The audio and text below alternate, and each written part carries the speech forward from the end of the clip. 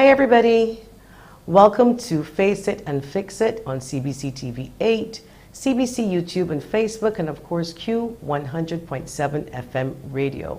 I wish to welcome our viewers in Barbados and around the world to the second show in the year, and we look forward to an exciting show for 2022 because we've got a lot of exciting things coming up for the next couple of weeks and months to come.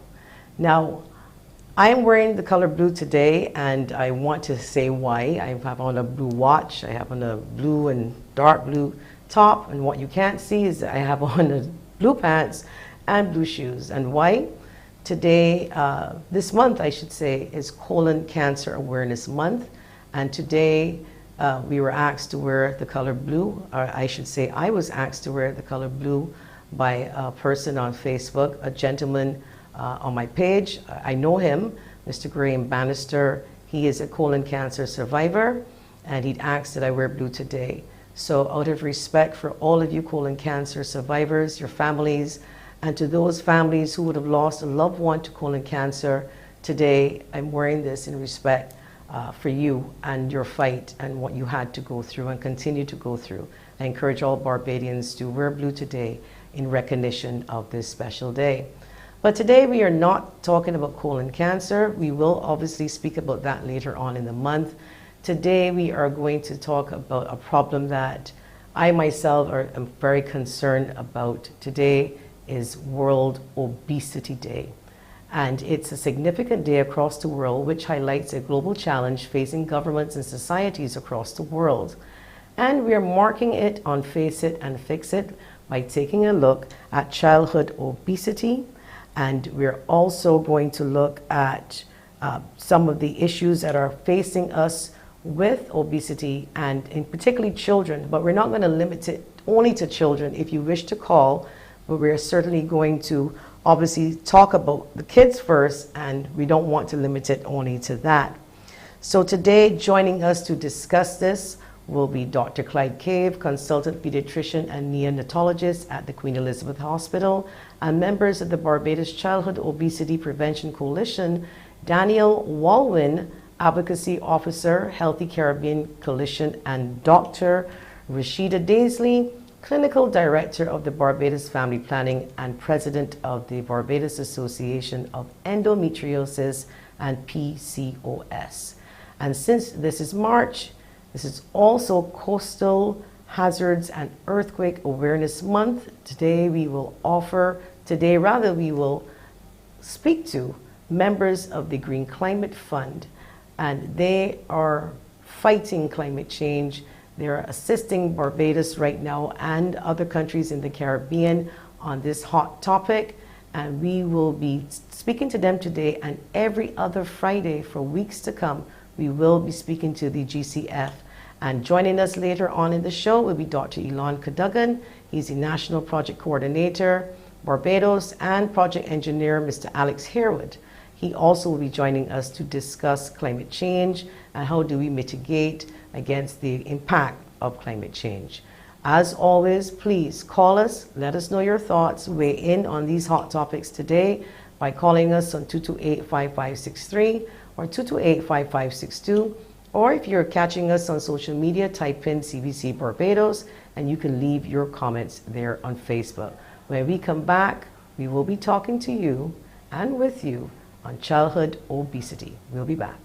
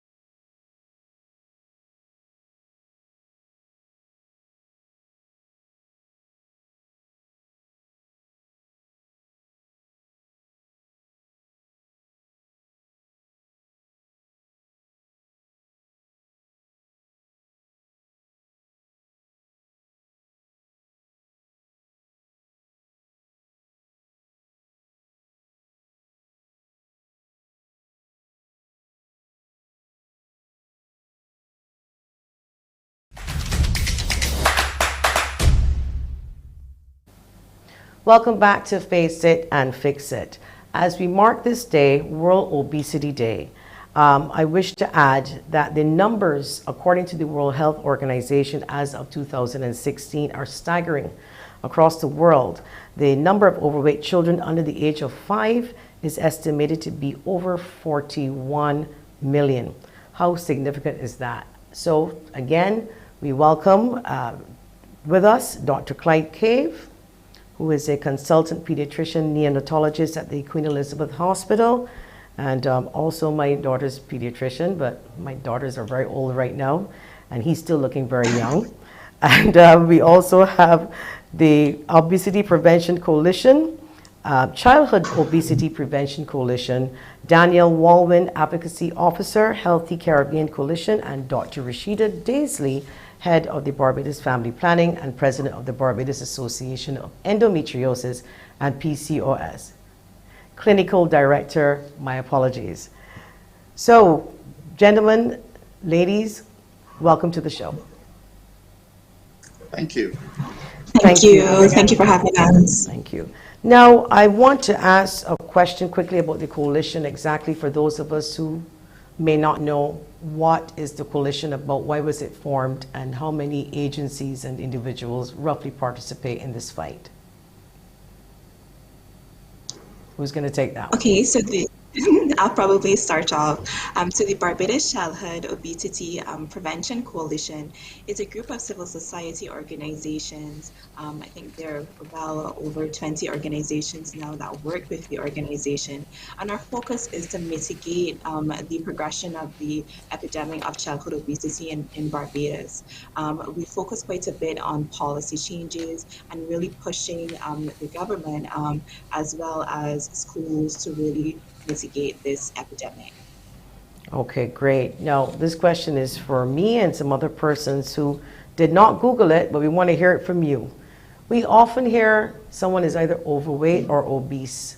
I don't know if Dr. Cave or Dr. Daisy might want to take this one. How do we know the difference between the two? Well, I'll leave that to Dr. Daisley to give you the scientific definitions, because they do exist. I would rather us focus on healthy body image, healthy functioning, and constant improvement. In the days in which we live with the constant influx of media and other influences, obesity seems to be relative, as is overweight. We all know people who weigh a lot less than us lamenting loudly on how overweight they are, and we're just wishing we could reach to their stage. And it's all a personal journey. So I think what I would like to say is weight is a factor. Too much weight definitely affects your health. But we would like each person to address it in a way that works for them, and to constantly be striving to get to a healthy weight rather than a scale weight that says I'm in a particular category. But for the science, yes, there are some definitions if you're interested, and I'll pass that over to the scientists. Dr. Daisy? Yes, sure. So I definitely agree with Dr. Cave's sentiments there, and that we want to focus on healthy functioning. But I'll touch a bit more on the scientific definition of obesity. So in clinical practice, we use BMI, which is an acronym that stands for Body Mass Index, and that's what we primarily use to define obesity and overweight. So overweight we define as a BMI of over 25, and obesity is defined as a BMI that's over 30. And then we have different classes of obesity depending on how high above that number 30 your BMI falls. For children, is a bit more nuanced. Obviously, children are growing; their heights are changing almost every day. So we use it on a more of a graph or BMI Z-score that we would use to define obesity in childhood. There are other parameters that we can use, things like waist circumference, body fat percentage, that can also give us information on the type of weight, because persons might be a particular weight, but we know like bodybuilders, they have a lot of muscle versus someone whose weight may be primarily fat. So when we talk about childhood, we're speaking 0 months to what, 12, pre-adolescence? Or are we going into the adolescent stage when we talk about childhood obesity? Just want to know where we cap it. So we're also talking I about think adolescence as would well. agree. Yeah, adolescents Go would ahead, agree that they are not children. So, and there might be some reasonable I think us parents would beg to differ. yes, and it will argue right back. But there is some biological reason for, I think, considering adolescence as a different category to younger children because hormonal surges with puberty, changes in eating and sleeping habits, all those other factors that make adolescence, shall we call it, a very special time. Perhaps they deserve special consideration. And adolescence, more so than many other times, it's a state of change. And that's one of the things to manage. You don't want a teenager to feel that all the changes going on in their body are permanent, because sometimes that elicits behaviors that are not counterproductive to, to general health and sustainability. So yes, we could look at it at phases of younger childhood, later childhood, adolescence, and maybe perennial childhood, like you and I, Joyanne, aspire to. Okay, then Danielle WALWYN, could you tell us a little bit about the coalition's findings in Barbados? What are we seeing? Absolutely. So the coalition has done quite a bit of research when we're looking at policy, because as you know, today we are talking about world obesity. The theme is everybody needs to act, and one of our key areas of importance is implementing policy. So I'm just going to make sure that I have the correct stats here for you. So a poll would have been done where majority of Barbadians have confirmed that they're concerned about childhood obesity. 99% of the Barbadians also felt it was important for governments to play a role in reducing childhood obesity. And 88% want to have a healthy school meal nutrition established. 72% said that they want to restrict unhealthy food and beverage sales. 73% said that they would like advertising on unhealthy food and beverage within the schools restricted. So we can see that the public is in support for really combating childhood obesity. And CBC would have featured a youth forum on Tuesday where we echoed these comments from youth. Youth said 100% of them said that they support school nutrition policy. 89% of them said that they think that businesses should be more responsible when they're marketing unhealthy food and beverages in and around schools. So there's definitely, the coalition has found that there's definitely that support for policy. And so we're really just encouraging our policymakers to act. I'm not sure if we're ready to get into the policy and how we need to really focus our efforts on combating childhood obesity. So Joanne, I'll leave it up to you, but I'm ready to talk about the policy. Well, maybe we should lead right into it. And how successful have you been so far in advocating to government in terms of, say, soft drinks? I certainly wouldn't want to call any names because we would not want to impact their sales, but we certainly would want them to be mindful and to be a little bit more considerate, even with some of our fast food outlets. What changes have you advocated for in this regard? So right now, a lot of our efforts are surrounding school nutrition policy. So as you may know, there is one on the docket. It's just that we're waiting for it to be implemented. So we're definitely using World Obesity Day to again call on our policymakers to make that change. It's already on the docket. And until we make that change where policy is implemented, especially when we're looking at the school environment, our children are going to continue to be at a disadvantage. So a lot of our advocacy right now is surrounding giving the government and policymakers that extra push that they might need to really expedite the school nutrition policy.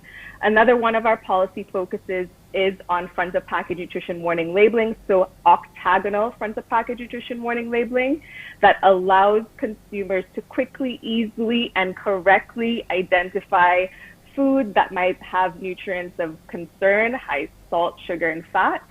And it's important to note that although these are two different policies, they work together. They're mutually reinforcing, and it's ideal for the policies to be implemented together. So again, we have done quite a bit in continuing to advocate for school policy, and we're continuing to advocate for front-of-package nutrition warning labelings, which work really well together.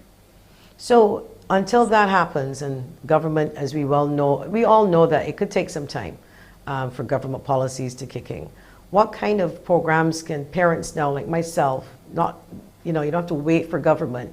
Is there some sort of campaign that would target parents to encourage them? Because of course we can't even tell that to the children, because parents feed the children and they depend on mom and dad to give them the correct nutrition. So the target would obviously have to be at the parents mainly.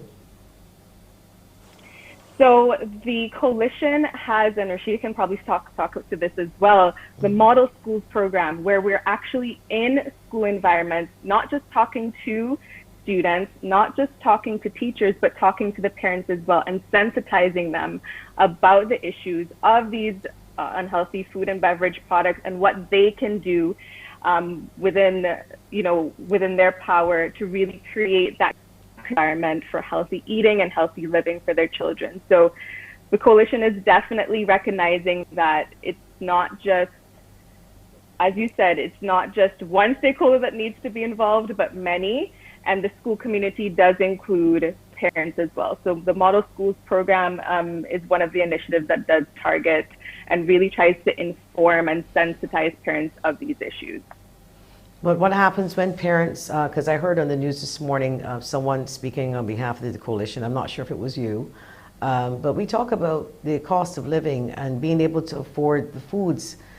Some may argue ground provisions don't cost you much, and then other parents are saying, I have no choice but to give cheaper things that may not necessarily be good for the children, but that's all they have. How are we going to tackle that one? And a lot of stakeholders need to work together for that one. But I will speak from the policy perspective is, in addition to the school policy, which tries to regulate unhealthy food and beverages, another part of that is encouraging the consumption of water and ensuring that water is available, and also encouraging our policymakers to consider subsidies. So subsidizing those healthy fruits and vegetables that often might be a little more inaccessible. So have you found that you had a little bit cooperation from some of these entities that more or less provide the types of food that may not be first choice in the coalition's opinion? Have you had discussions with some of them, and have you had some sort of cooperation saying, well, look, we'll take up this, or we'll make it more visible what's on X, Y, and Z, those types of discussions with companies? So I know some conversations have been had, and Rashida, I'm not sure if you'd like to speak to those, but there have been conversations. We understand that everybody needs to work together, and we continue to advocate for, again, those companies to revisit their products, because at the end of the day, we do want a healthier generation, we do want a more productive generation, and so it does need to be everybody's business to try and create that future or even that present. So we have had conversations, and again, we continue to encourage those particular manufacturers to really look at their products and see how they can be the ones to help to contribute to this healthier environment. All right, we're going to take a commercial break, but when we come back, I want to speak to Dr. Cave and how does obesity develop? And I know growing up, from the time you see a plump-looking child, everybody thinks that the child is so healthy and so beautiful, and they are beautiful, but we believe that bigger children seem to be healthier children in the opinion of some Barbadians. When we come back after the break, we'll discuss that.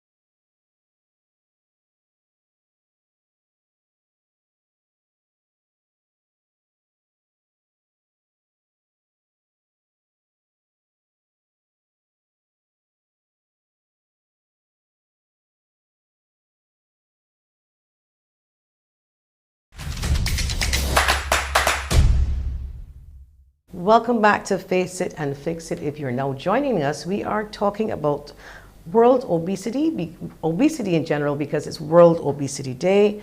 Joining us is Dr. RASHIDA DAISLEY, Clinical Director of the Barbados Family Planning Association and President of the Barbados Association of Endometriosis and PCOS, Dr. CLYDE Cave, Consultant Pediatrician and Neonatologist at the Queen Elizabeth Hospital, and DANIELLE, WALWYN Advocacy Officer, Healthy Caribbean Coalition. So before the break, I'm asking you, Dr. Cave, how does obesity develop in children and what are the consequences? Because we don't know when we see these babies and everybody's saying they're so cute and the bigger you are, the cuter you are.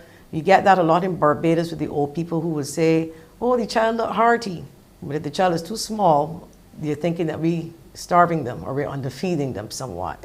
So what causes obesity in children to start with? And then what are the consequences?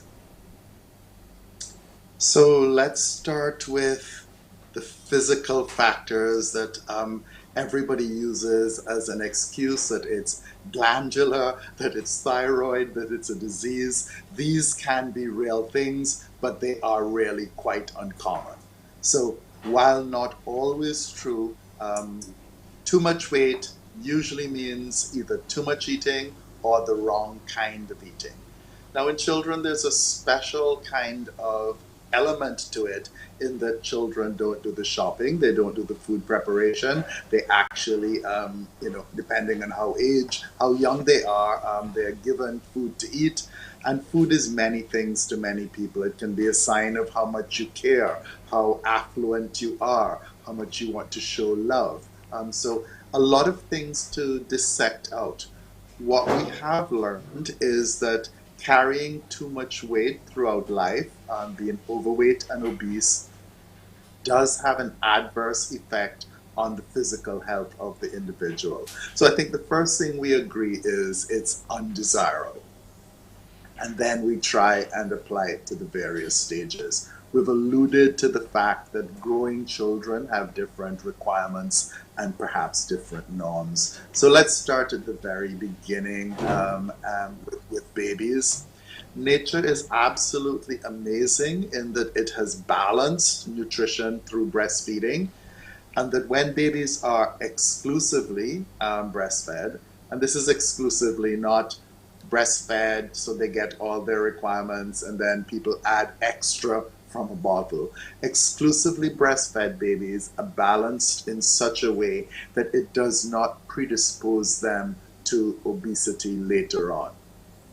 It's relatively recent, I guess, that we are discovering that even though a breastfed baby, an exclusively breastfed baby, may to our eyes seem fat and overweight and the scales tipping above normal, the body is programmed so that that breastfeeding weight is lost later on and it doesn't translate into fat children or fat individuals and adults with medical issues. It's not, unfortunately, the same if we artificially feed children, whether through balanced formulas, which are a definite second best, or a program developed by the family.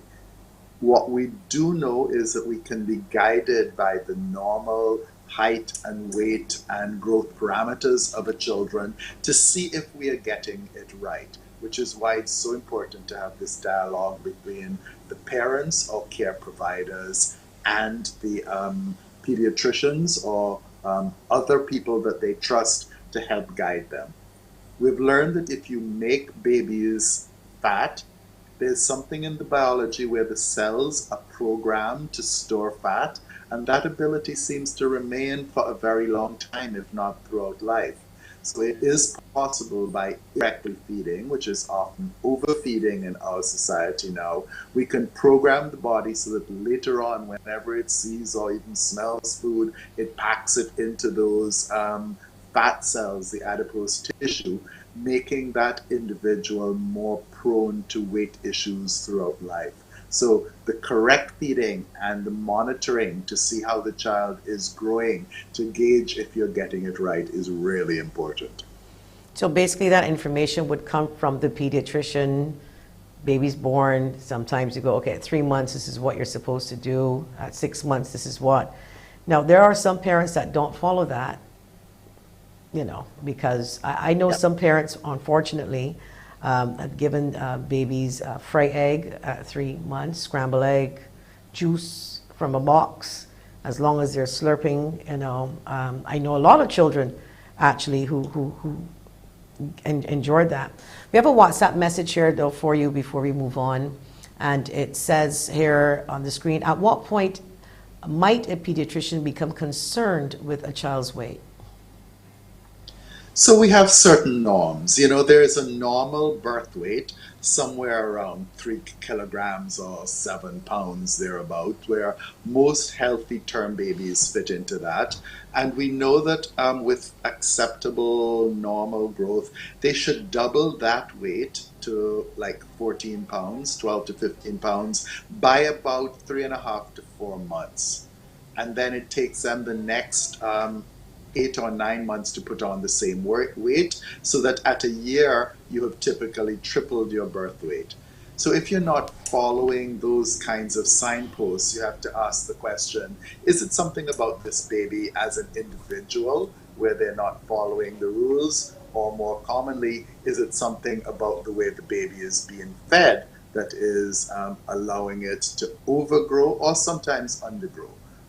But in our population, really, malnutrition, which is bad nutrition, is really not so much undernutrition now, or starvation, or lack of calories and energies. It's overnutrition or malnutrition from an abundance of the wrong kinds of foods. So you have a healthcare provider, and this is done at the well baby clinics, at the polyclinics, where they will weigh and measure in length and plot on so-called standard growth curves, so we can follow how a child is growing. And they should generally follow the normal line for their expected growth. If they're starting to cross lines and get much bigger, especially if it's in weight and not height, or if they're falling off suddenly in weight, these would be concerns, and you would have to customize the investigation to the individual to see exactly why there is this kind of deviation from the expected. So when you have babies, when we talk about pediatric diabetes, childhood diabetes, and the children are so small, they're not overweight. You know, this is a totally different problem, because someone was asking me what illnesses can cause a child to be obese at an early age, at 1, 2, and if they're feeding them the right way and they're constantly gaining weight, what then could be some of the factors that would cause that? Diabetes, which our population is very familiar with in adult diabetes, is not the same kind of disease in juvenile diabetes, which is a sudden onset at a young age, usually a more extreme malfunction of the insulin, which is the hormone that regulates blood sugar control. So it's not the usual lifestyle factors and more gradual onset that people may be familiar with adult onset diabetes.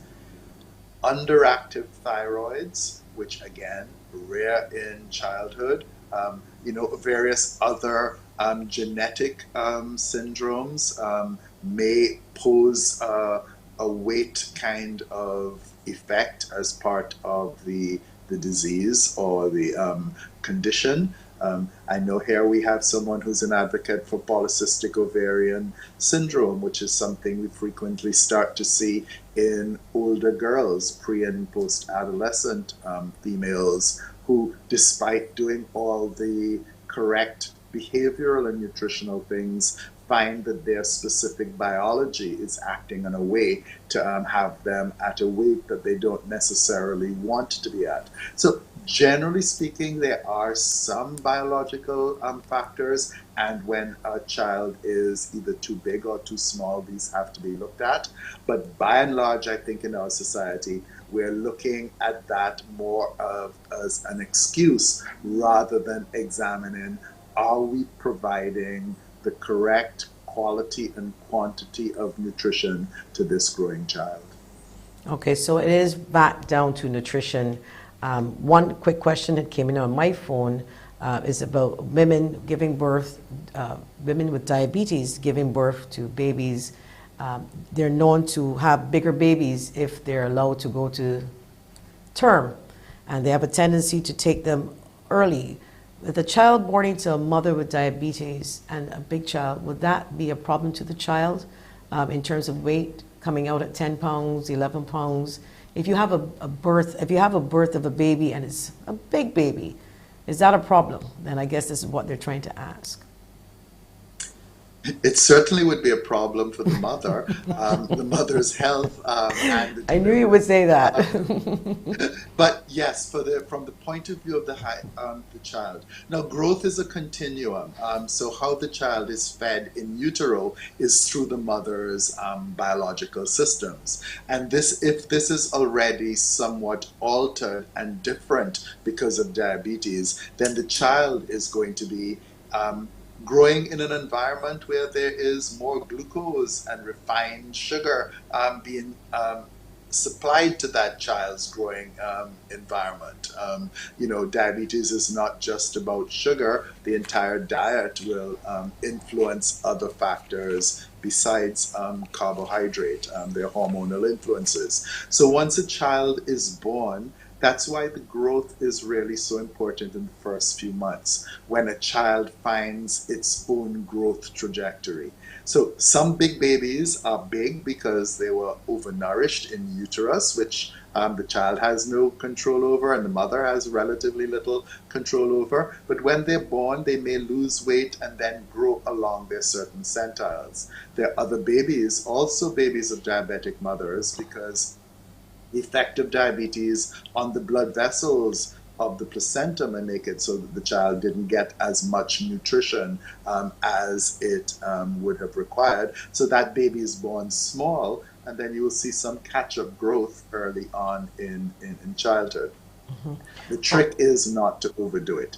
We don't want to overfeed a child because they're small and get into that biological programming which predisposes them to obesity. So a big child or a small child, and I mean I'm saying here child as babies, really it's a team of effort involving the parents and the healthcare providers to provide the best nutrition and therefore growth and therefore potential for a healthy life for that child. Okay, I want to get back to the coalition now and the surveys. And when you've taken obviously a number of surveys and you've heard what Dr. Cave said, are there similarities in what he's saying in your findings in your surveys that you have taken so far? Yes, I would agree. So in Barbados, I'll just touch a little bit on the statistics here in Barbados.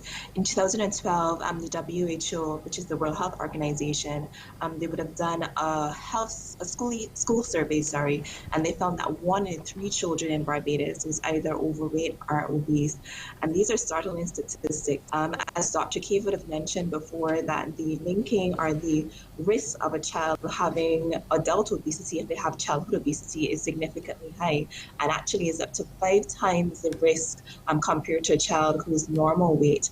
So that's why it's so important for us to advocate for childhood obesity and mitigation, because we're really looking out for the future of our nation, because children who are obese as children will likely become adults who are also obese and have several other complications such as diabetes, hypertension, and heart disease that can cause a burden on our healthcare system. Okay, so what are some of the myths that exist out there when it comes to childhood obesity? Some of the questions they ask and you have to correct. I think one of the first ones you actually touched on in terms of our children chubby equals healthier. I think in particularly in our Caribbean society, not only as children, but for example, women, if they have a bit more size, they're perceived as more healthy and probably more desirous. But we really do have to understand that there are some health implications to increase weight. And as Dr. Cave would have mentioned, we are really focused on healthy living and healthy functioning, because there may be some persons who have a little bit of excess weight who still don't have the complications. But what we're trying to do is to prevent them from developing these complications that we're concerned about. Okay, and I want to focus now on Danielle WALWYN. I want you to weigh in on this as well. Some of the myths out there, and what is your take?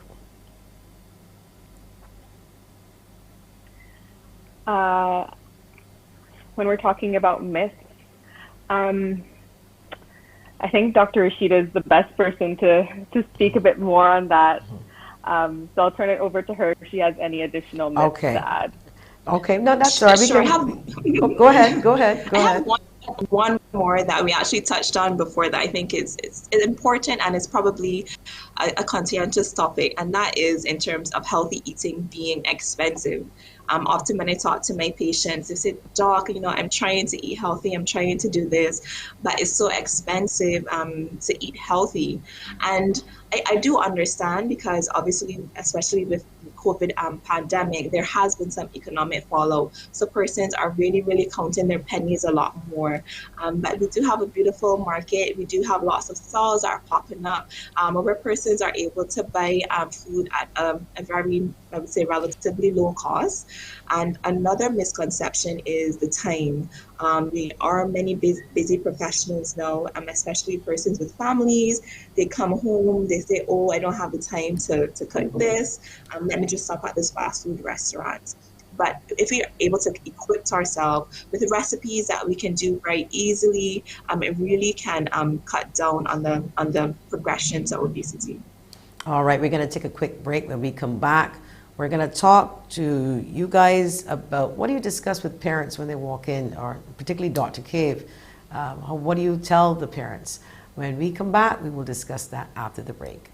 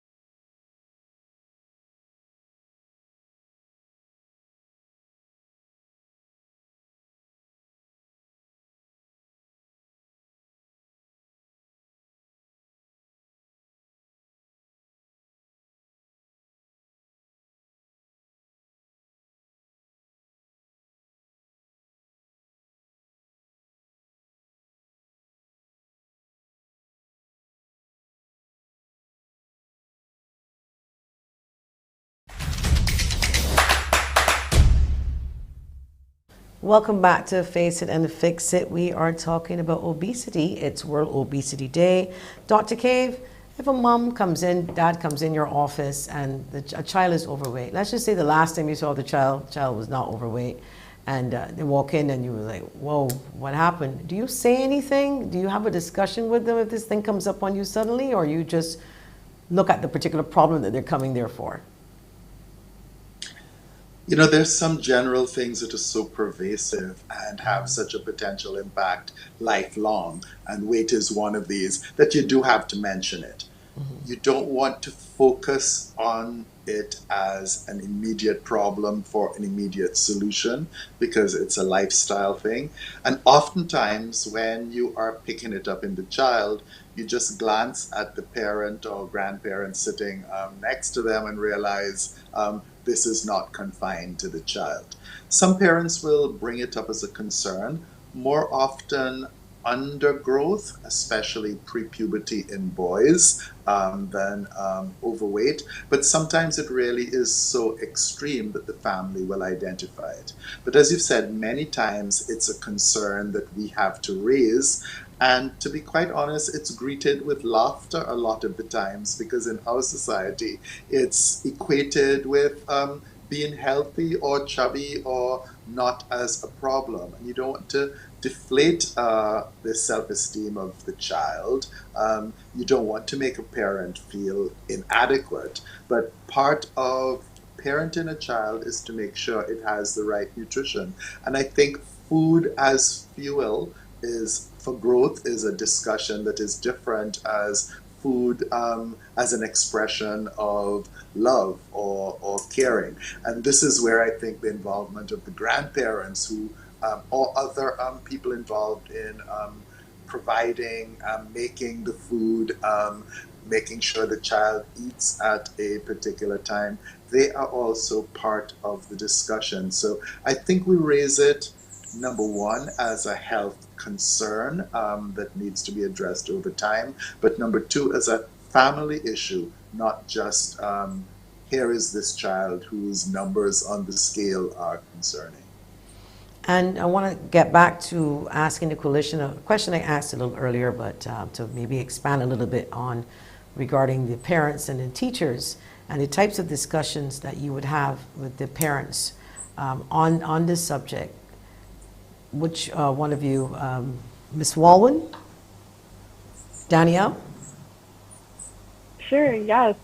So as I mentioned before, this model schools approach where we're really focusing on the entire school community. We're sensitizing the teachers, we're sensitizing the parents, again, on what it means to be healthy, focusing on healthy food as well as physical activity.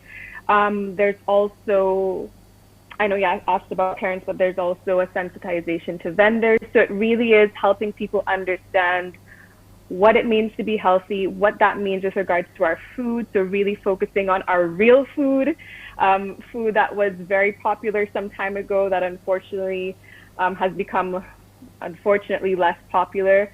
So really focusing on our real foods and how we can integrate those into the diet and make it fun. So I love the coalition in their effort to make healthy eating and healthy living a family event and to celebrate that. And again, you know, it's that relationship between the entire family from grandma, because we understand the importance of the grandparents, down to the parents, down to the child, and together recognizing the importance of living a healthy life and setting the example parents for children in what that looks like.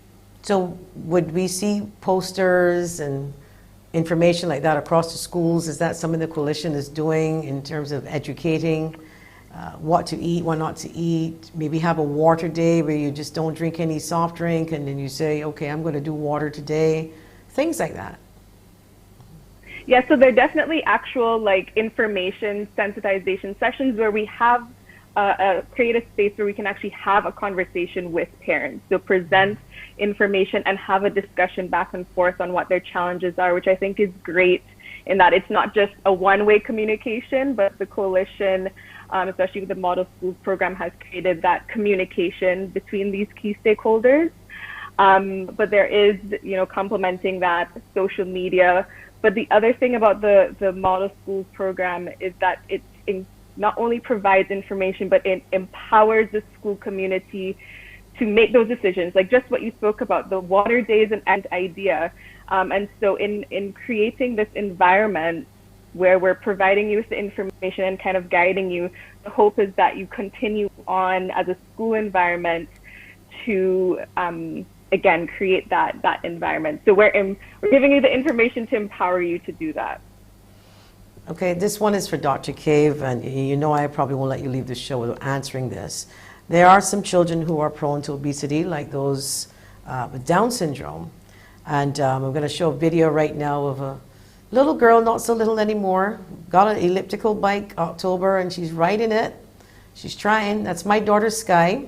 She has Down syndrome, and she's 22 now. We did try to control the weight earlier on in life, but somehow, so we're now getting her back into the exercising, etc. Now, Down syndrome, we know is, you know, the whole genetic thing, but we know that there are some parents out there with children under the age of 12 having to struggle with this weight. Is this something that we as parents have to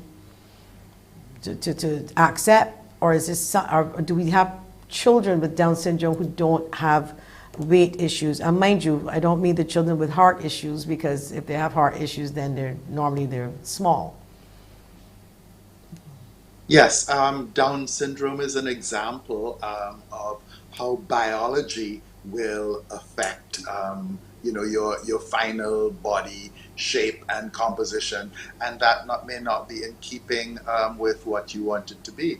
Pretty much as if you were unlucky enough to get short parents and your desire is to be tall, that's not going to happen. So there are some realistic limits within which we can work. But I think everybody can be healthy, and I think it's our constant journey to be healthier. So if we focus on healthier eating, we can all do that. And if that's the goal, not just the weight, then we will have success. If it's increasing activities, that's also a journey that is a good thing, regardless of whether it results in shedding of pounds.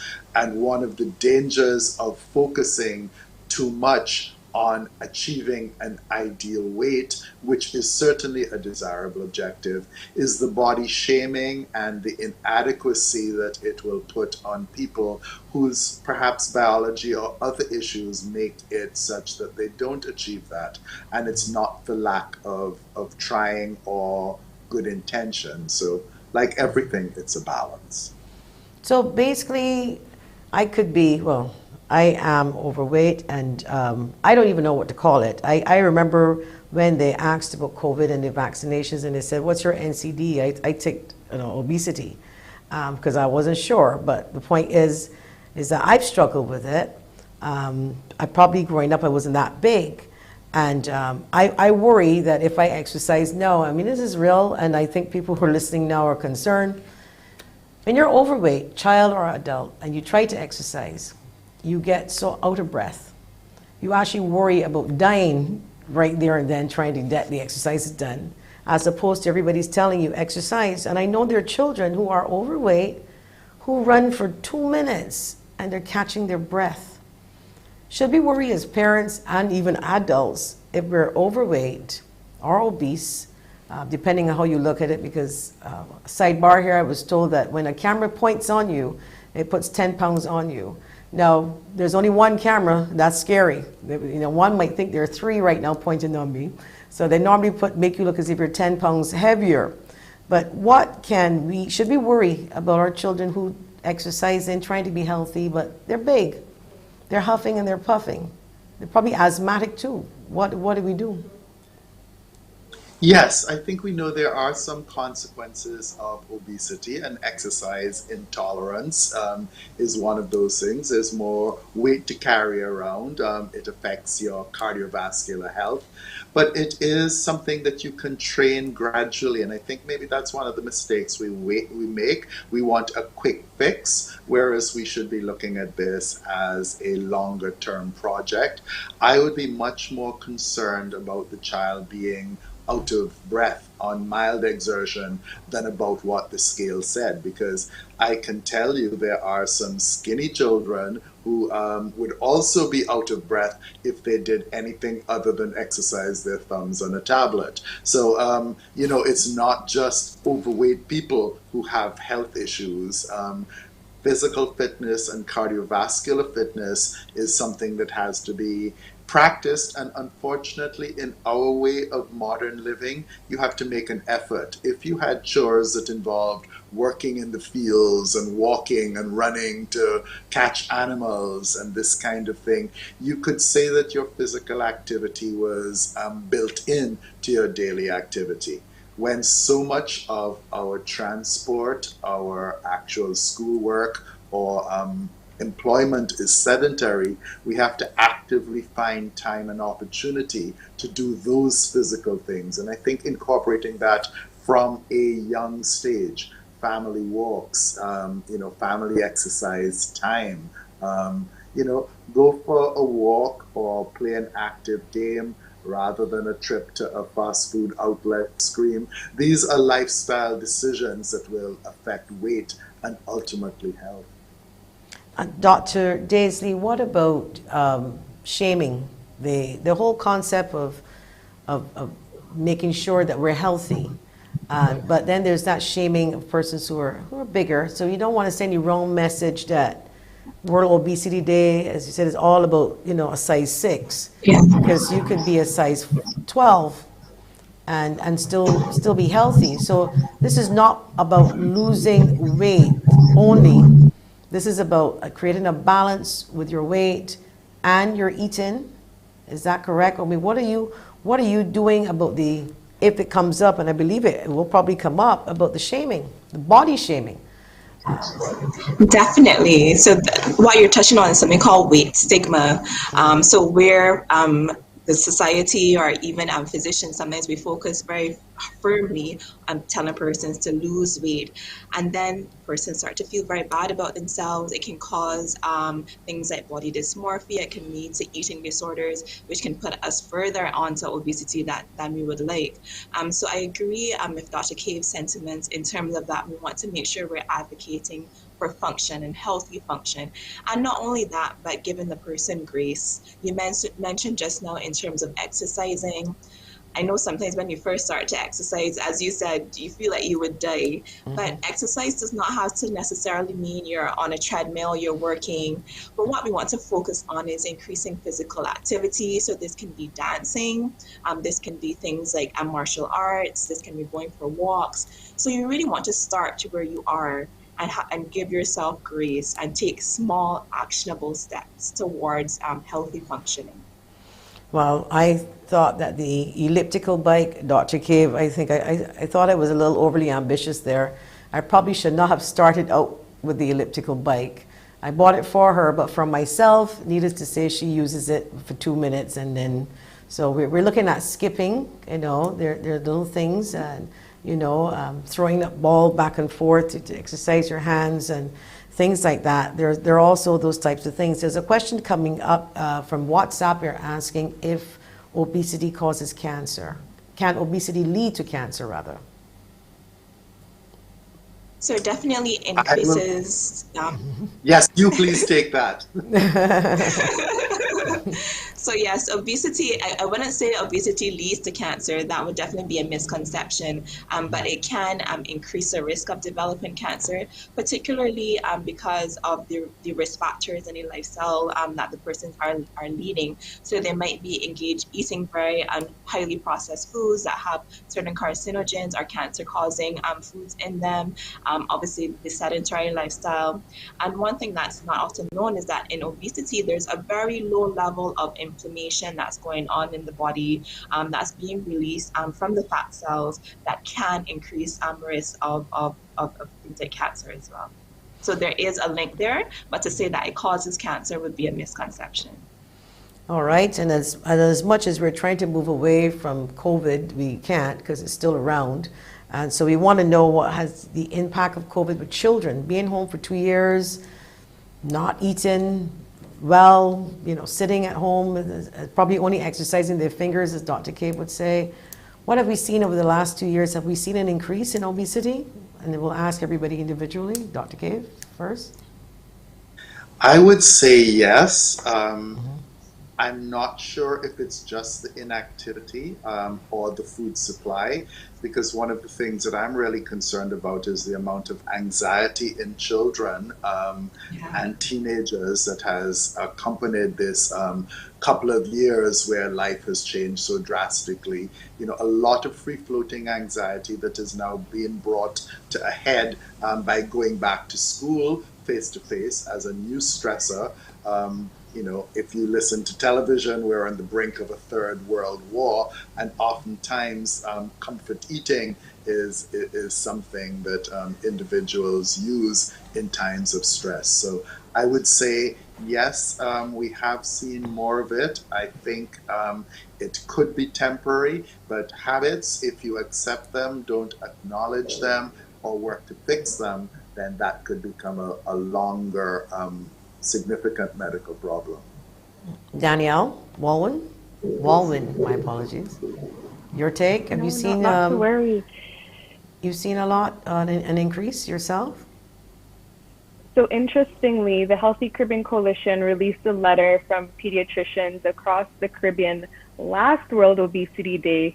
Although we didn't have the actual statistics, all of them said, again, across the region, that they were seeing this increase in mental health concerns, in childhood overweight and obesity. So this is something that we saw a year ago, and I think we can say that this continues to be an issue. And I would say, again, we use this opportunity to create environments where we support children's overall health and wellness. Policies do help to create that, but again, we need to think about the children and what they need, and we know that they deserve a healthy environment. So yes, we are seeing that, and just to echo that, this is something that's being seen across the region. Dr. Daisley. Yes, so I would just echo the sentiments of both Dr. Cave and Danielle.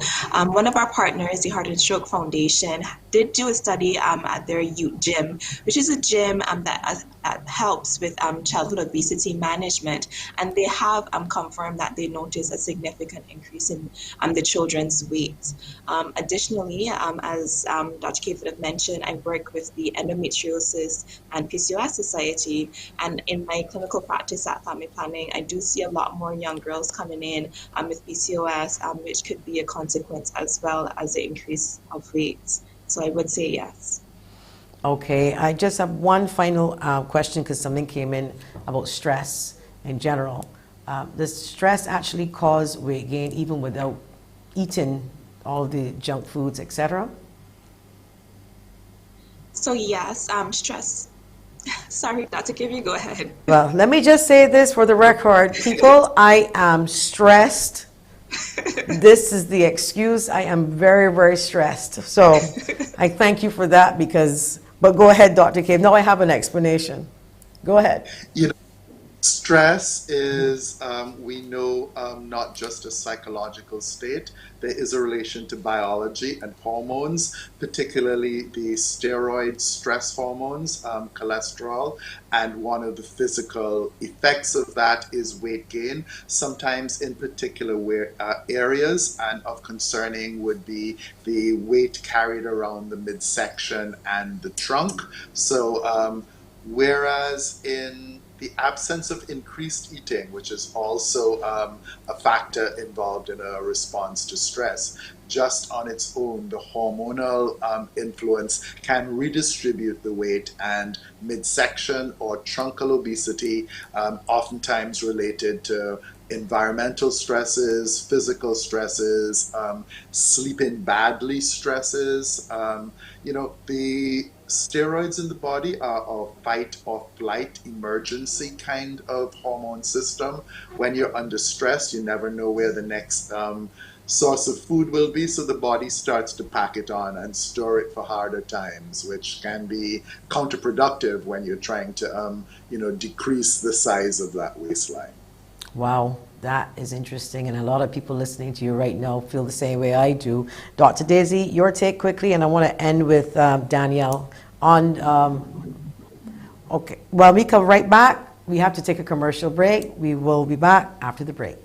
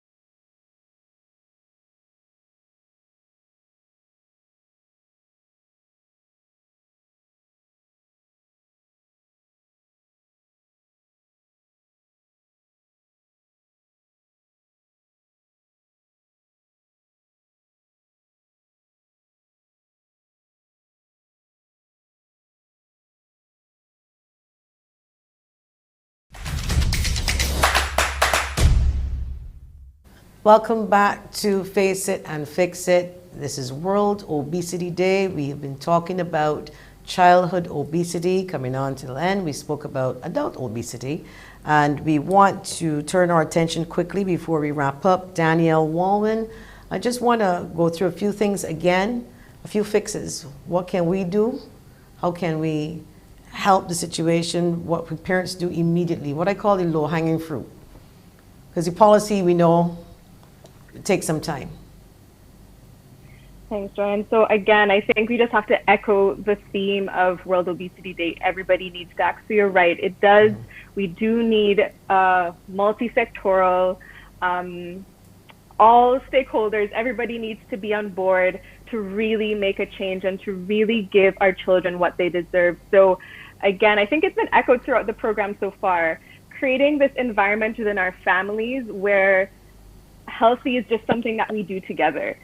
Creating and making physical activity fun, having children and the whole family involved in preparing healthy meals, going to the market and getting those meals and preparing them together. So again, we're creating and centering health in our life. So in addition to that, you heard my policy ask from the very beginning. So again, the policy allows for everything to be possible and for healthy to be easy, but we do need, again, that multi-sectoral, all partners engaged, again, centering on health and centering on health. Including the cost of living, not in general, but specific to healthy foods, it will be included, or is it included in your policy, the suggestion? Because a lot of what's happening, a lot of job loss, a lot of stress, combination of not eating the right foods, you're already stressed, you're feeding your children what you can't afford. Can the policy, if it does not have it in, maybe suggest lowering the cost of living to a healthier life, towards a healthier lifestyle, eating? Again, yes. So again, another thing that we always continue to advocate for is making healthier foods more accessible, and that goes more than and goes beyond cost. But making healthy foods convenient and increasing the demand for healthy foods. So those are things that, don't worry, we're continuing to advocate for and work on. Okay, we've got a little bit more time. Dr. Cave, one other question to you with COVID relating to the fact that obesity and COVID, they don't go too well together, and why? Yes, that's something that we have learned. We always knew that, as alluded to before, the adipose tissue, which is the fatty tissue that's in increased amounts in somebody who is overweight, that has a low-grade inflammatory ongoing kind of situation, and it interferes oftentimes with healing. So that's part of what we're thinking is the association with cancers and worsening states of autoimmune disorders. So we always knew that obesity, overweight, too much fat would be a problem in some conditions. As it's turned out, it's been one of the major concerns in really having COVID badly or maybe dying from it, as opposed to having COVID as a milder viral infection, particularly in children. And our initial fear with COVID as a respiratory spread virus, we thought, oh goodness, the asthmatics are going to have a terrible time. They didn't do as badly as we thought, but what happened is the children who were overweight, they were sicker, and had a longer course of COVID infections if they were unlucky enough to get it. So whatever the association, yes, being overweight, extremely overweight, is not something you want to carry around as a risk factor, particularly during these times of COVID. And another question here quickly. Mother says she has a baby, and when she puts them to light on their back, it seems to be a little bit more, the child is overweight, well, big, she says, and she finds that they sleep better on the side. Is that anything to do with weight in terms of sleeping? Because we heard about people snoring, and people say, well, that's because you're obese or overweight. Are these some of the problems that can be caused by that, and are we seeing it in children? Sleep patterns. Yes, and hard to say whether this is a problem of overfeeding or overweight, because a too full stomach and being put to sleep, that predisposes you to reflux, which is going to make breathing a little bit more of a challenge. So that's where the expert advice on how to best take care of your baby, because the solution, for example, to a crying child may not necessarily be giving it a bottle assuming it's hungry. It may be dealing with boredom or some other factor causing a child to cry. So food is not always the solution, and sometimes too much food or the wrong food can be the problem. And so the breathing aspect of it may not be. She was just wondering if it, because she says her daughter is fairly big at 4 months. Yes, it could be all related to many things. The back to sleep recommendation is because of the risk of sudden infant death syndrome, which is too important of an issue to take any chances with at all. The growth of the baby is something that may be amenable to intervention and control. So yes, I don't think we would just assume this is what it is, and if this is what it is, there are ways maybe that we can work to fix it. So definitely I would say this calls for a visit with her childhood healthcare provider to discuss it. Okay, so we're going to wrap up, and I'm going to have some closing remarks. I'm going to start with Dr. Daisley. Your final thoughts. So again, focus on policy. Yeah. Go ahead. Yeah. Yes. Focus on the policy changes. Additionally, you would have asked for some low-hanging fruit that parents can focus on. One thing I would like to reiterate is nutritional literacy and being able to read food labels. You really can do a lot of changes with your diet once you learn how to read nutritional labels, know how many servings is in a particular package. You may be giving your child one entire bottle of drink and it only has in 2 servings. So that's something I'd like persons to focus on, nutritional literacy. Thank you. And Danielle WALWYN, your final thoughts. Final thought, our children deserve better. They deserve all of our efforts to really help them live the healthy life that they deserve to live. So again, echoing Dr. Rashida's comments on policy, and again, a call for our school nutrition policy to be implemented. And Dr. Rashida's comments about labeling, again, continuing to advocate for front of package nutrition warning labeling too. So again, as she was saying, we can allow for people to be able to easily and correctly the food that they're consuming and to empower them. Thank you. And Dr. Cave, your final words on this topic. Yes, let's not go the bad part of obesity or the physical part of obesity. Let's recognize that too much weight can be a health indicator of consequences, and let's use today as a time to reflect on ways that we can eat simpler, eat healthier, and move more. And I shouldn't be afraid to exercise if I'm exhausted. I should continue, not to worry about passing out. Incremental. Do a little bit, and the next day you do a little bit more. Okay, so that's for all persons who share the stress that I share that has led to my significant weight gain. I'm going to exercise more, and that would probably help with some of my stress. So I want to thank all of you so much. And we want you to come again, because we certainly would love to partner with you throughout the year and months to come, so we can tackle this problem. And it's a problem I believe every family has been faced with, a problem of obesity or being overweight. In Barbados, you see more people who lean towards that side more so than the other side. So I want to thank you all for coming and hope to see you again soon on the show. Thank you. Always a pleasure. Thank you. Thank you. Thank you. When we come back, Green Climate Fund and climate change and everything that we're going to try to do in order to slow it down, mitigate against flooding and water shortages when we come back.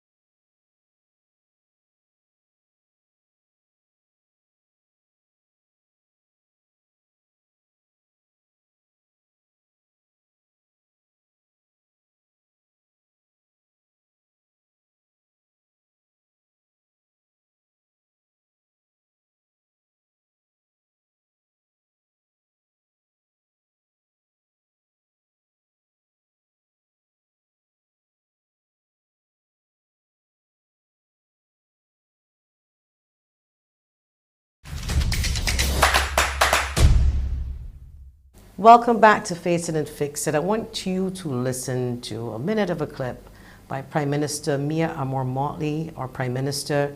I believe it was in Glasgow last year at the COP26 conference on climate change. And take a listen. Our world, my friends, stands at a fork in the road. One no less significant than when the United Nations was formed in 1945. But then, the majority of our countries here did not exist. We exist now. The difference is we want to exist 100 years from now.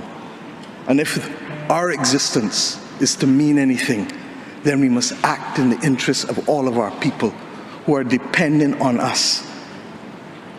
And if we don't, we will allow the path of greed and selfishness to sow the seeds of our common destruction. The leaders of today, not 2030, not 2050, must make this choice. It is in our hands. And our people and our planet need it more than ever. We can work with who is ready to go, because the train is ready to leave.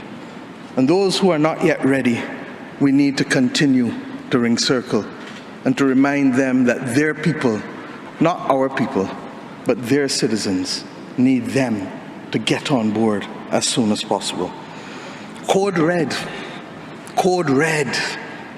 is what we need to survive.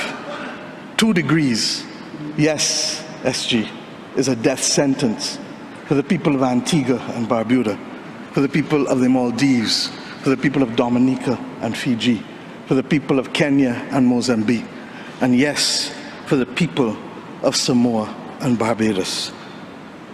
We do not want that dreaded death sentence. And we've come here today to say, try harder, because our people, the climate army, the world, the planet, needs our actions now, not next year, not in the next decade. Thank you. That was a clip from the United Nations Climate Change Conference in the UK 2021. Our Prime Minister made a very, very powerful speech on the need to act and need to act now, and referred to us as climate soldiers. And I'm happy to say today that on Face It and Fix It, we now become climate soldiers, and CBC TV and all the radio stations, as we will commit not only today, but every other Friday, we will be speaking about climate change, about all of the things that we have to do to act and to act now. And to help us discuss a little bit more about one organization who is assisting Barbados and the wider Caribbean on climate and what can be done to mitigate and all of the challenges that we encounter, like droughts, etc. They've been working really closely with the Barbados Water Authority over the last couple of months.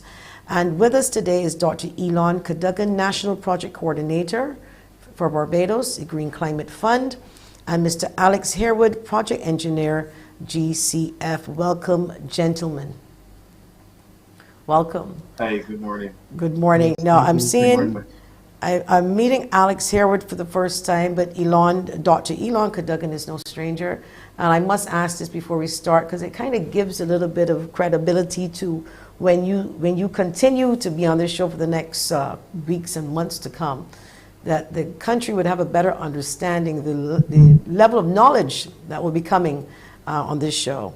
So, ELON, I know you, Dr. CADOGAN rather, I know you're in your 30s, but I referred to you as Dr. CADOGAN a couple of years ago. I believe you were in your 20s. How does one have a PhD in their 20s? I'm just curious. Well, thank you for that, Joanne. And it was also a pleasure to meet you some years ago here in Barbados. Actually, when we first met, I returned from Taiwan, where I did my PhD in environmental engineering, to Barbados. So that's when we first, I just graduated. That was in 2017. So I would just say that it is possible for persons to have their PhDs in their 20s, and it just has to do with your particular situation. As we understand, there are some persons who are able to fund themselves through the bachelor's degree, master's degree, and there are some that, like me, for example, that I had to rely on a scholarship from the government to be able to do my studies. and then there are others who can afford to, pay for it. But just I think it depends on the person's situation and their drive, and also which field they're in. For example, I know that some fields the terminal degree is a master's degree, and there are some fields that the professional certifications, let's say for example ACCA, I'm not sure other the American um, form is for ACCA, but I know that some sectors, some professions, based on their lane in academia, and they will go for whatever qualification suits them best. In my situation, I think that I was extremely fortunate to be able to be awarded the National Endowment Scholarship in 2011, which allowed me to do my PhD in Taiwan. Okay. Well, I just wanted to know for our viewers and listeners to have an idea, because I know today is the first time you're on the show, and it will not be the last, because we will be featuring the Green Climate Fund and all of the officials every other Friday. Alex HAREWOOD, of course, project engineer, another highly qualified individual. A little bit about you, sir. Where should I start? I guess I would just start with my passion with water recovery and with energy recovery. I would have had a background in chemistry and physics, and that allowed me to do some research with materials, with biodegradable materials, um, and that's put on a further interest in energy recovery, looking at ways that we can decrease the impact um, on the environment, because we as humans we like to use and don't like to mitigate our impacts, or don't like to um, find solutions that would serve for us and also help the environment.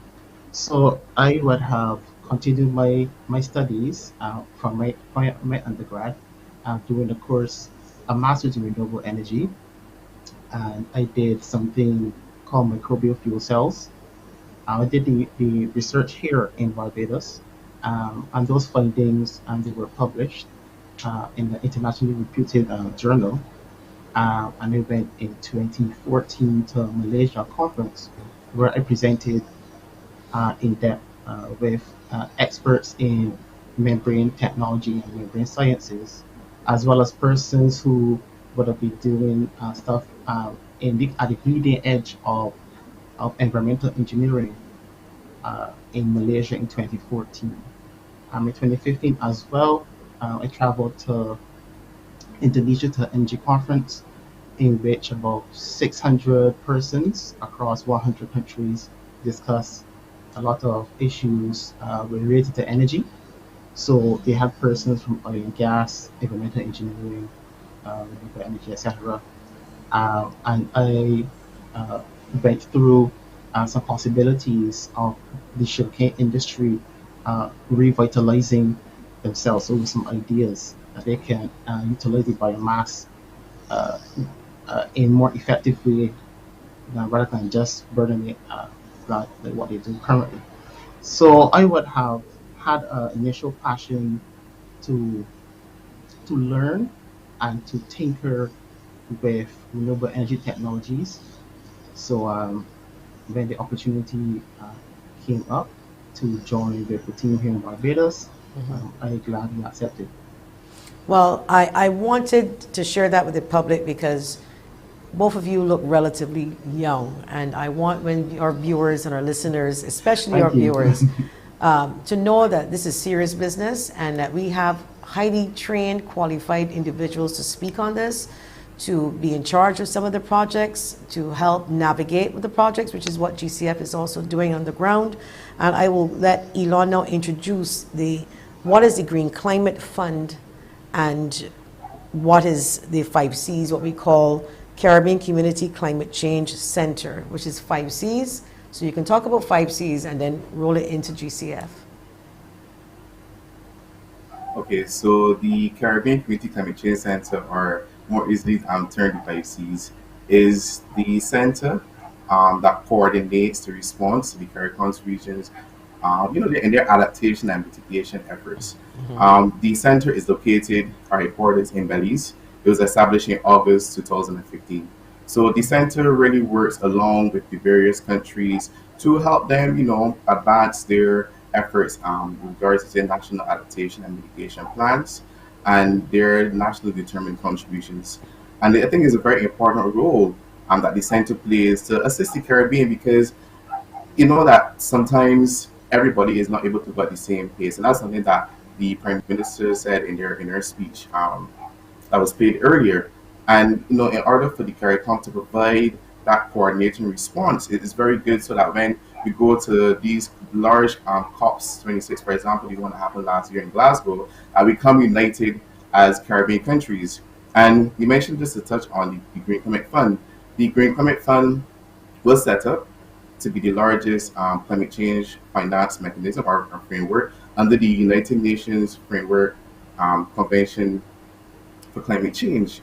So you can see that the GCF plays a very important role when countries, well, in general, worldwide, in terms of the rolling out of climate adaptation and mitigation projects. The Green Climate Fund, they're tasked with the responsibility to assist these countries in, you know, getting their proposals, their funding proposals in for their various projects. And the GCF is just basically to ensure that the investment given by these developed countries is invested well, and it responds to the needs of the country as it relates to the impacts of climate change.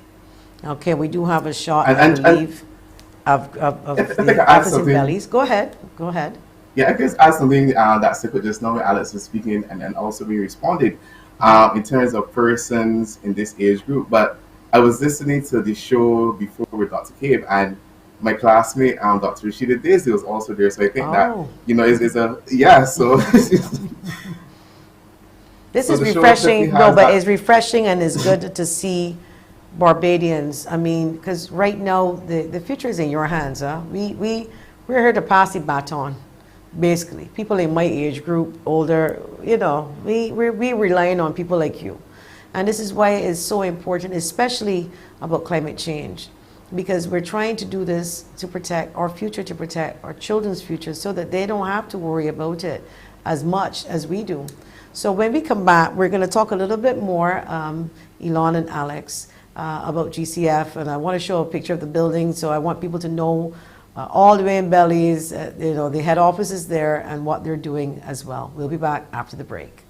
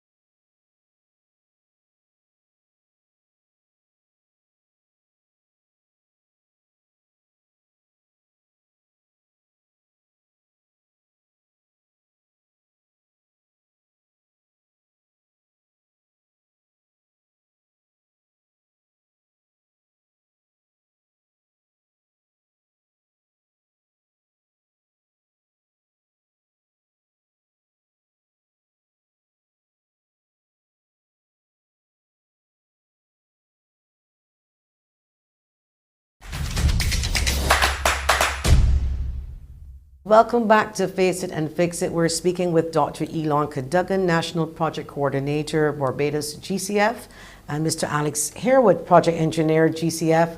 GCF, for those of you joining us, stands for Green Climate Fund. We do have, I just want to show some pictures in Belize where the 5Cs building is. This is the Caribbean Community Climate Change Center in Belize. And this other picture of this huge building, I believe is in, where is this, Elon? Which country this? This building here is showing, this is in Songdo, South Korea. South Korea. Wow. Big Yep. building. It looks like if it could have been in Dubai there for a second. But so all of these good people have one goal in common, and this is the fight against climate change. So Elon, I want then to talk about the different things that you're doing now, or should I say with the Barbados Water Authority, because this is currently the focus, is the Barbados Water Authority at this time in Barbados. You want to generalize what the connection is with GCF and the BWA. What are the goals? What are you doing for them? And then we can talk about the specifics. Okay, thank you, Joanne. So what I think we'll do first is to start at, well, where the GCF, the connection or relationship between the Green Climate Fund and the 5Cs. So in the larger organization is the Green Climate Fund. They have a portfolio of about 10 billion US dollars annually. And I think that it's replenished for every period by the developed countries. So that relationship with the 5Cs now. So basically, as an accredited entity to the Green Climate Fund, the 5Cs, with the endorsement of the national designated authority for each country, will submit their proposals, whether it be full funding proposals or readiness proposals, to the Green Climate Fund. So, for example, in the Caribbean, the center has several readiness proposals being funded by the GCF. Since the previous session was talking about health, I can tell that there's a health project going on in health readiness proposal, or project going on in Trinidad and Tobago and also in the Bahamas. And they have capacity building projects in St. Kitts and Nevis. There's also a project in the water sector in Belize, Dominica, Haiti, Barbados, and St. Lucia. So the center will basically implement these projects with the GCF funds in the country. So that's a link between the Green Climate Fund and the 5Cs and then the countries itself. And of course, 5Cs being CARICOM, and we deal mainly with the Caribbean region. So that's the CARICOM region, and also other persons or other countries that are interested, I will also approach the 5Cs to assist based on the capacity and the success that the 5Cs has had in the submission of these projects to the GCF. And regarding the project, let's take a pin. Let's take a pin for the project, because I jumped ahead the question, because I really want to bring it back a little bit for how has climate change actually impacted the Caribbean. All of these countries are listed, and how is it impacted, and how is it impacting the Caribbean? Well, Joanne, to be honest, every single country in the Caribbean, they have their own particular or individual ways in which they're impacted by climate change. For example, we talk about the bridges on the West Coast. We can talk about flooding on the West Coast, as we all know. In other countries, there is also flooding. In other countries, they have to do crop management in terms of the increased temperatures and causing the poultry to die a little bit faster than usual, are not as resistant to the increases in temperatures. We have the cane not being as big as it used to be, due to the fact that the retention of the water isn't there from before. I mean, there are a lot of issues that we can discuss regarding the impacts of climate change. But if we must discuss, I would say we should definitely discuss the water. Water has been one of the major things that have been impacted negatively in the Caribbean. Let's also talk about food. Of course, we need water for food, and then of course energy. You need energy to pump your water to get to the people and to get to the food. So in the Caribbean region, these, in my opinion, these three things are in terms of negative impacts of climate change. So I think that generally the projects that the center has seen would have been focused around these areas. And then recently health. Of course, you must take into consideration COVID-19 and the impact that has had on the countries. And people may ask, well, what does that have to do with climate change? But is the response, are we able to respond as fast as we could have responded pre the impacts of climate change? And no. So these are all things that must be considered when we talk about the impacts of climate change on Caribbean islands. Okay, fantastic. So as I said earlier, you will become part of the Face It and Fix It family every other Friday. What a fitting name for an organization, because we're here to face it and fix it, and we're talking about how best we can fix this situation and save the planet, more to speak. So I'm actually looking forward to our weekly discussions, or every other week discussions rather. So if the public does not hear everything now, please do not panic. Elon and Alex will be here, or the representatives will be here. But in the meantime, you can touch on the Barbados Water Authority and some of their projects. I know we have a few pictures. I want us to look at let's talk about the water trucks first, because we know Barbados has been having a tough time getting some water through the pipes for various reasons. Old mains, droughts, sometimes no rainfall over the years, impacting the highest areas in Barbados, for other reasons too. And the Barbados Water Authority has been struggling for quite some time, but making some progress as well. But GCF has come on board and more or less assisting in different ways. Can we talk about the water trucks and the delivery and the handing over of some of those trucks from the Green Climate Fund? I believe we have some photos of the trucks as well. Who wants to talk about that? Elon or I think Mr. Harewood should talk about that one, because he was the person responsible for that handover. Okay. Okay. Thank you, Dr. CADOGAN. But with those trucks, as you rightly mentioned, there's a lot of environmental factors with regard to climate that cause severe outages in rural districts, and even in the center of the island, we have some outages and what's not.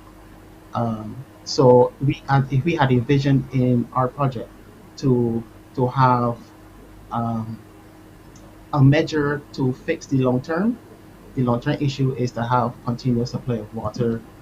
We want to have continuous supply of water to homes that are affected. But in the interim, we also had an interim thing, and that is the purchase and deployment of mobile water tanks.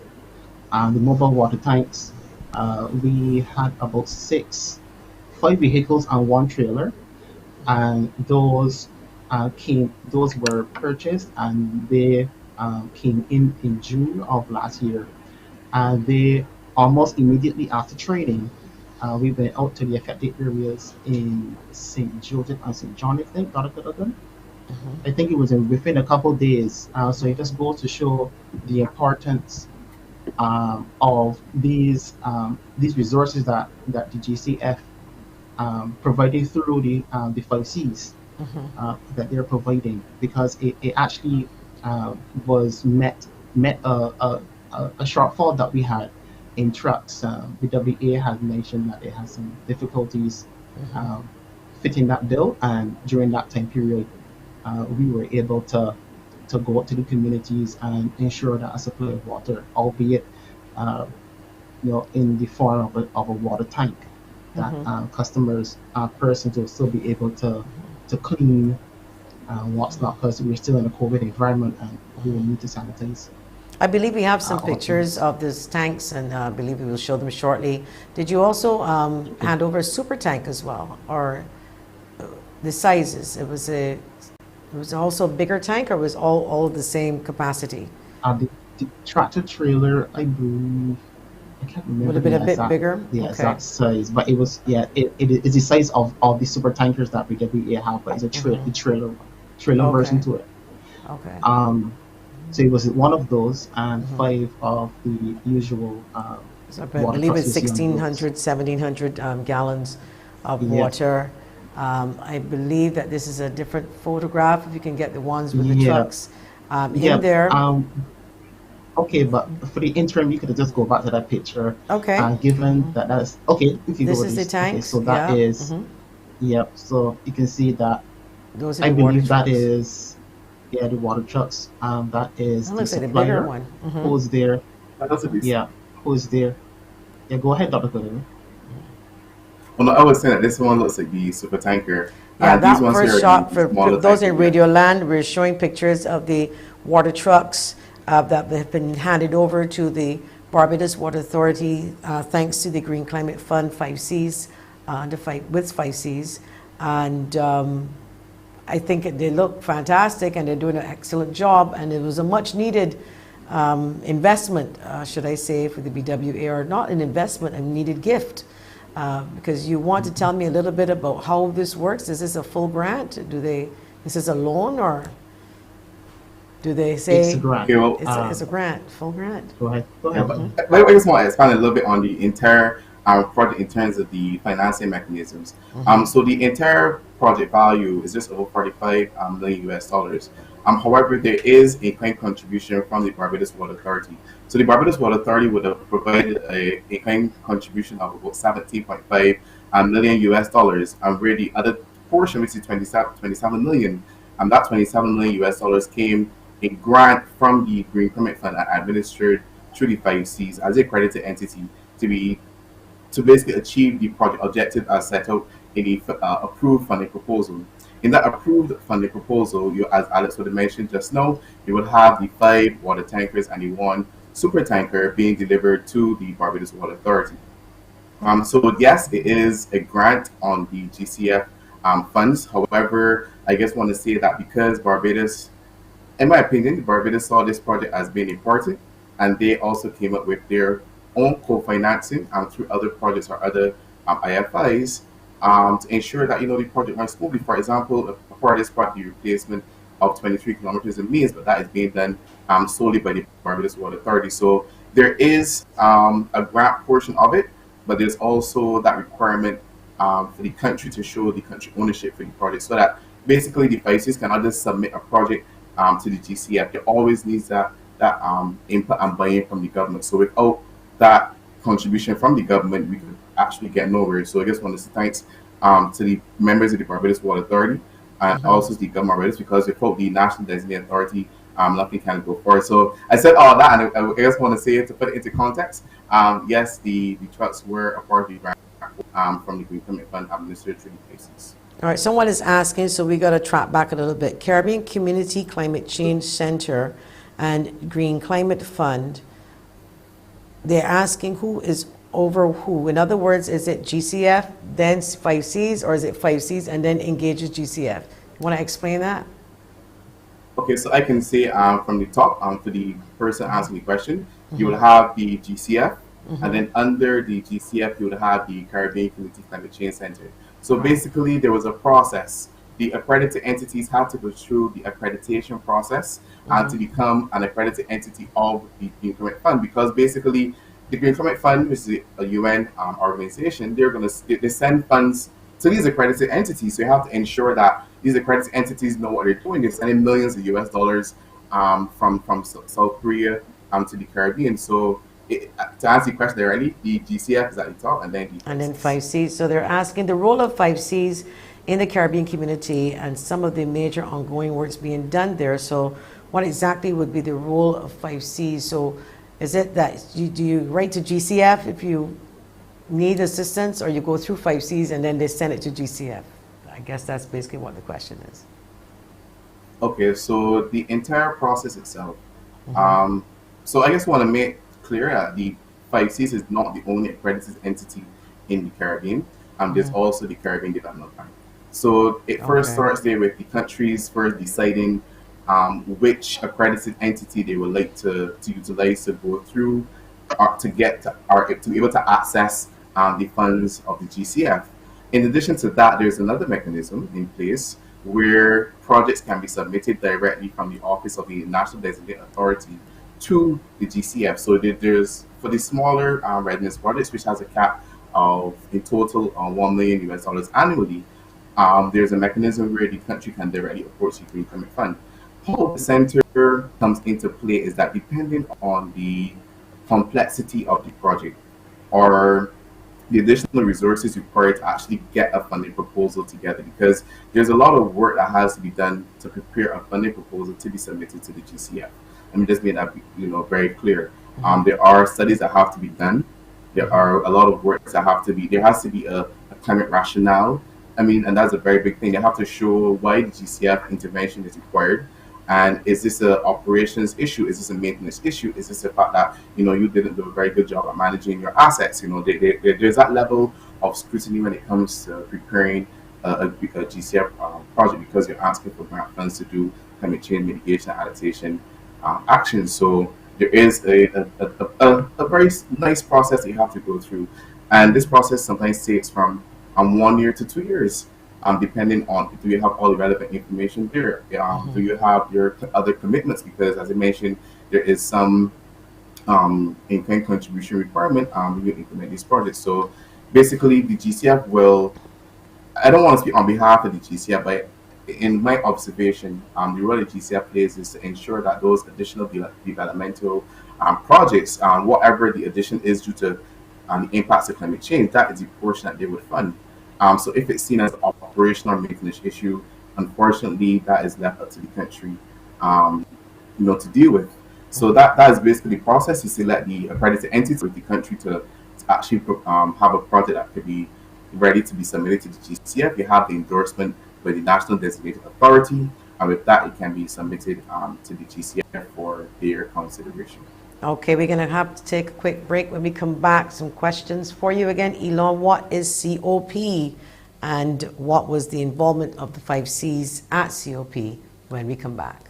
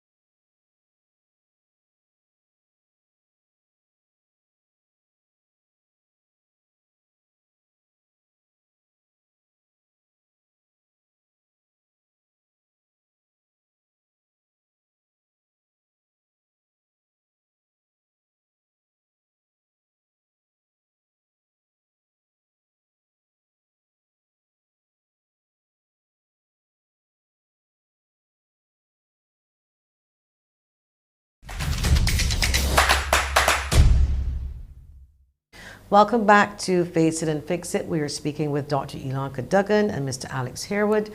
Before the break, we asked ELON if he can tell us what is COP and what does it stand for, and what was the involvement of 5 Cs at COP.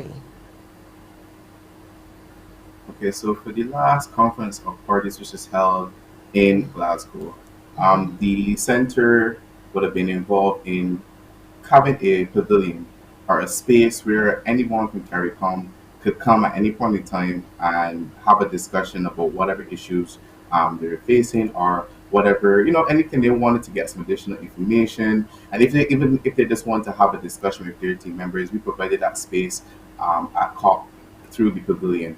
The pavilion was provided through the center, of course, with donations. Just let us know what COP stands for so that people will know.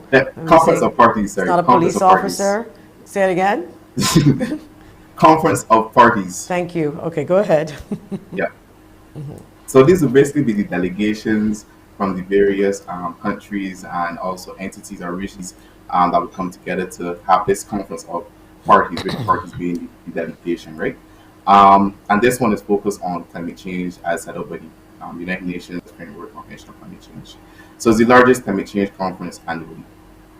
Okay. And right, so according to the center, so the center will coordinate with the region, and sometimes it is better at COP, and especially these large, huge other developed countries and large oil and gas firms that would come to court because, of course, they're lobbyists, so they have their own interests. So we also always try to provide sometimes a fact checking of information that you would want to provide to countries to give them a stronger voice, having facts when they walk into some of these negotiations. Okay, and Alex, because we're going to be soon out of time, I want you to tell me about some of the projects that we will be discussing over the next couple of weeks, because Barbadians, we plan to follow GCF wherever they go, and so we can always update the country step by step every 2 weeks on some of the things that you are doing. So you want to give us an overview, what can we expect, what's happening, and what can we expect over the next couple of weeks and months from GCF? Okay. Well, Dr. CADOGAN mentioned the amount of grant funding that we have available to disburse.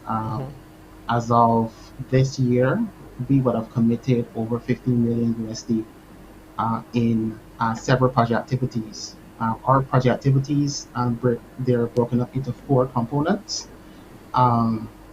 So the first component is looking at reducing the carbon footprint from the Barbados Water Authority and giving them climate resilience. That is putting in PV farms and microturbines, and that has a plus $10 million USD ticket price to it. There are several activities in component 3, one of which was the purchase of the water tankers. So that component is looking at water supply and looking at building water, establishing continuing water connections with persons across the island and across different sectors. So we're looking to target what Dr. CADOGAN had mentioned, health, schools, other government public agencies, as well as some residential areas, as well as targeting another area that tends to be in the nexus with water, which is food. So water, food, and energy are very intertwined, and we understood this in the development of our project. So then the last 2 are more geared towards boosting the capacity of the actual workers at PWA, building capacity and knowledge, and there is a whole component dedicated to using the resources from that would have been realized with the usage of the PV to help persons install water saving devices and energy saving devices in their homes. So it's a pretty diverse project. It's cross-cutting, and you'll be seeing a lot. Sounds like we'll be seeing a lot, and we are looking forward to that. We are out of time. Dr. ELON CADOGAN, Mr. Alex Harewood, project engineer, GCF. ELON is the project coordinator for Barbados. I want to thank you so much. We are running out of time. I'm going to see you not next Friday, but the Friday after. And we look forward to discussing the projects and partnering with you with the GCF and to show the country and wider Caribbean what GCF is assisting Barbados Water Authority, food security, energy, all of the other things. And we're going to make sure it's pretty exciting because Barbadians, a lot of help is coming your way. Thank you so much for coming. Thank you. Thank you for having us. Thank you very much for having us. Okay, that's it for now. You've been watching Face It and Fix It with me, Joanne Haigh. On Monday, we will be looking at all those bins that we see across Barbados with ProSource and put down by ProSource. We had them on our show a couple of months ago, and I have my bin, and it's actually refreshing to see all of those bins. It doesn't matter how big or small your home is, bins are there, and we are going to speak with ProSource then. We will also,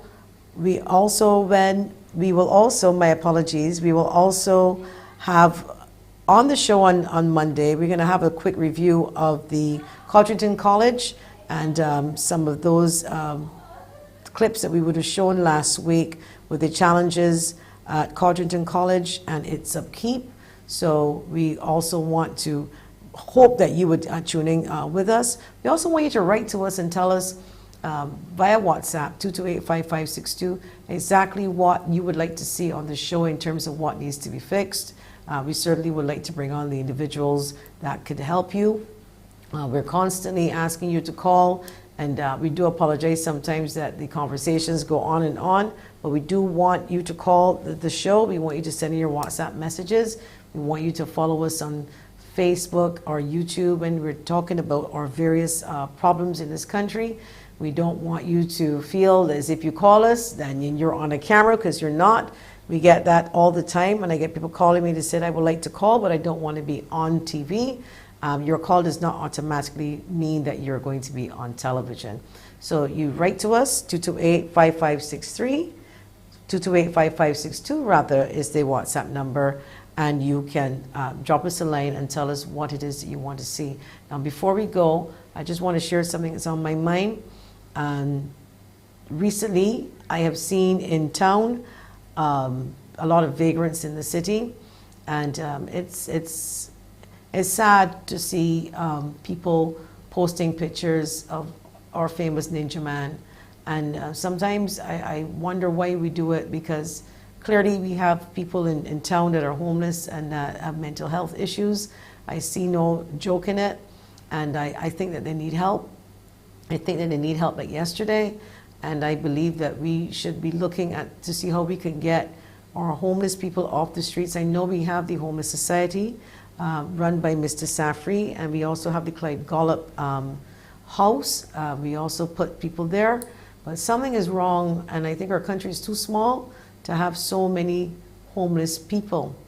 I remember there was a time of an incident of allegedly of a homeless person, I should say, attacking a person. Unfortunately, that led to the death of the individual. Again, allegedly led to the death of the individual, and it was alleged that the person was also a vagrant. Now, we don't know, and that's not to say that all vagrants, and there's a problem with all vagrants and that they're aggressive, but how do we know what the situation is, if it is drugs, if it is that they've been put out because they don't have nowhere to live, or they put out because of drugs. And I think that we need to look into this seriously.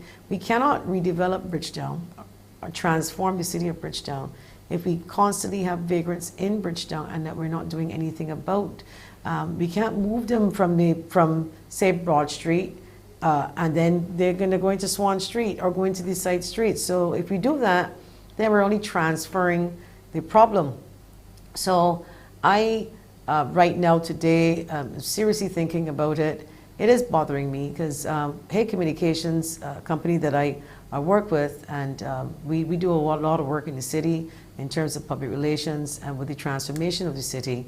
And it's sad when I see persons in the city not having a home, and I don't like to see the pictures of people posting of Ninja Man. I don't think he should not be the town clown.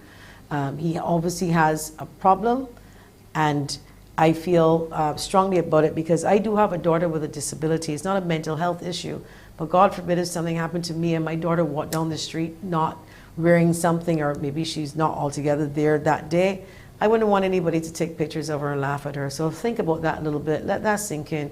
Let's see what we can do about our homeless people, and let's get them off the street and get them some help. My name is Joanne Haigh. You've been watching Face It and Fix It. I'm going to see you on Monday, God willing. Until then, stay safe.